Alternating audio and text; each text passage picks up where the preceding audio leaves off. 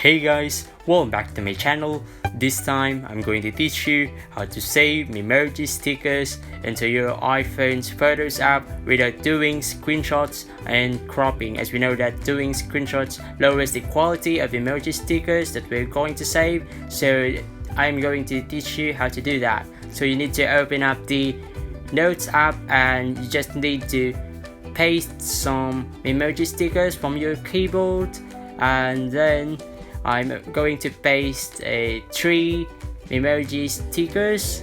And once you place your Memoji stickers, you just need to hold on the Memoji sticker and you need to click on the share option and you need to scroll down and save image.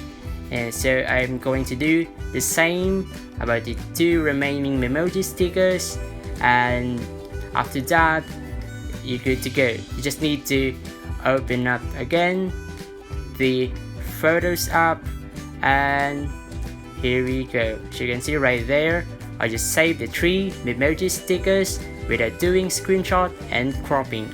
So that's all guys, thank you for watching. As always, please give a like and subscribe to my channel. Stay tuned for more videos and don't forget, peace